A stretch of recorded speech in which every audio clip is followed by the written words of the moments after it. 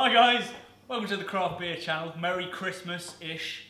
It's mid-November, but we're already thinking about our Christmas cake because you've got to feed that, and we're going to feed it with beer, and we're going to make it with beer, which is why we've got B from B's Bakery in. Let's crack on.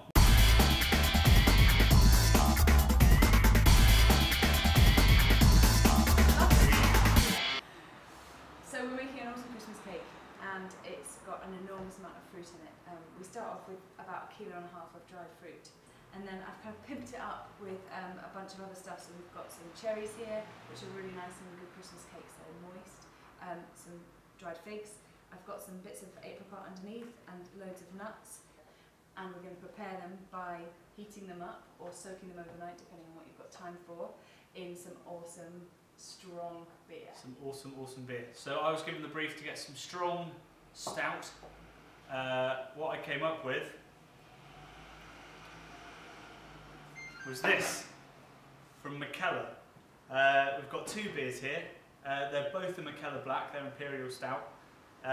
This one is just your standard Imperial Stout. This one has been aged in Buffalo Trace barrels. So it's about 1% more, it's 19.3%. So what we're going to do is, you should be making your cake about a month in advance. So we're going to use this lovely Buffalo Trace one to feed the cake over the next month. We're going to use this one in the actual mix. Now Mikkeller, they're from Copenhagen. The guy that founded them is kind of like the Heisenberg, the Breaking Bad of the beer world. He used to be a physics teacher. And now he makes beer, and he's one of the most famous and well-respected beer makers in the world. It's lovely and thick. It's actually got quite a lot of head, a lot more than you'd expect for something that alcoholic, about a finger of it. It goes really well in Christmas cakes because a lot of people use an awful lot of booze in their Christmas cakes, so it's good to have a nice strong beer like this, and the colour will really make the cake absolutely beautiful to look at when you cut it through, especially with all the colours that we've got going on with the fruit. How much beer do we need to add? I would say for at least bearing in mind I've tipped half away a pint and a pint. Well, okay, so whatever we've got left is fine. We're also going to put in at least 2 oranges worth of orange juice and a lemon juice as well.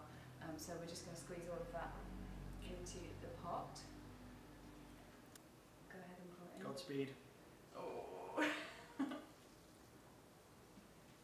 It's going to add a beautiful like malted texture and taste to the cake as well. It's something that goes really nice in a Christmas cake. Cream our butter here. We've got 350 grams of salted butter, 350 grams of sugar. I like using really dark stuff, so what I've got is a mixture of light brown sugar and muscovado sugar. Works really well in an awesome Christmas cake. There's such a lot of depth of flavour. So we are going to cream these together. I'm going to get really hot in this Christmas jumper while creaming butter and sugar. How does one hold it? Is this? That's good, yeah. So what we want with the fruit is we've got to a stage now where it's basically absorbed all of the liquid and it's kind of caramelising a bit at the bottom. So now we've got our creamed butter and sugar, which Is it not good enough? we want to keep going until it sort of changes colour a little bit. Into that we want 5 eggs. Give me a hand. 5 whole eggs, nice fat free range ones, nice yellow yolks. Slowly or all in one go? A little couple at a time, please. So once our eggs and butter and sugar are all creamed, we're going to add in the zest of 1 orange and 1 lemon, the biggest ones you can find, and some spices. I'm a bit free and easy with my spices, but what I've got here is a mixture of cinnamon, allspice, and ginger. A couple of teaspoons of each go pretty well. I quite like it spicy, and that'll take the edge off some of the darkness of that beer, I think. So add those into your mix. And then we want to add in 350 grams of self-raising flour. I've got a nice wholemeal flour here. It's an organic one, which is a little bit poncy, but it adds loads of flavour. Goes really nice with the beer because it's kind of got a richer malty flavour to it, I think. So what I've got here is a 24cm or 9-inch tin. I'm going to line it with parchment paper around the sides, on the bottom, and also on the top. I'm going to pour this into there. I'm going to put this in the pot because the pot's bigger. Okay, off you go. Right, so now it's time to put it in the tin. Can you give me a hand? We want to basically fill the tin almost to the brim. Pop your circular parchment on the top just to stop it from browning too much. It's ready for the oven. 2 hours in the oven. 1 hour at about 175 and then another hour at about 150, 160. Once you've done about an hour and a half, just take it out and give it a poke in the middle with a chopstick. Check that it's sort of starting to cook all the way through. Okay, so time's come. Our cake is ready. It's looking beautiful. It's feeding time. It's feeding time. It's feeding time. Now, how long would you wait before you fed it for the first time? I'd feed it for the first time as soon as it comes out the oven whilst it's still warm, because it will absorb loads of the booze right down and through the cake. And then if you want to leave it for a couple of weeks, give it another feed and then leave it for another week before you eat it. If you haven't got all of that time, give it a massive feed as soon as it comes out the oven, because it will absorb quite a lot. Okay, so we're going to use the same beer that we used last time, but it's been aged in Buffalo Trace whiskey barrels. So I'm expecting something pretty incredible. I haven't tried this before.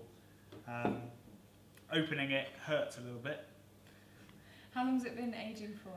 I don't know exactly how long it's been aging for, but it says you can keep it until 2022. What? So this is the fine wine of beer. Is it the champagne of beer, or is it just... It's got champagne yeast in it. What? So it is almost literally the champagne of beer. But here we go. Cheers to Mikkeller. Just going to put it in a glass to show it off. I can smell the whiskey from here. It smells like a beer with a little bourbon, and then you drink it and it tastes like a beer, and then it finishes like a whiskey. It's incredible. Absolutely incredible. But anyway, let us get a little paint pot. Thank you. Show us how to feed. I think you'll need more than that. I know you don't want to give very much of it up. I'm we'll start with trying. this. So the cake's still warm. Pastry brush, and we just literally paint on the beer, and it'll fizz as you paint it onto the top, but it will soak straight through. And give it as much as it will take before it starts getting really Waterlogged. sticky on the top. Yeah. So yeah, that's how you make a Christmas cake. It's going to be about a month. We're going to unveil it. We'll show you guys exactly what it looks like and what it tastes like. Hang on a second. Here's one I made earlier. It's a little present. So hey, thank you for having me. All right, and, Delia. Do what you will with it. I'll open it now. Go for it. Drum roll. It's like Christmas has come early, unless you're watching this at Christmas. Well, thank you. No problem. I'll say that before I open it. Yeah, until you know what it is. Wow. That is amazing. That is amazing. What do you reckon? Oh my god. So that's our beery Christmas cake underneath as a base, decorated with chocolate fondant and a hand-piped logo. B, I don't know what to say. I can't believe you got the logo, the font so spot on. It's incredible. Awesome. Hope you like it. Happy Crimbo.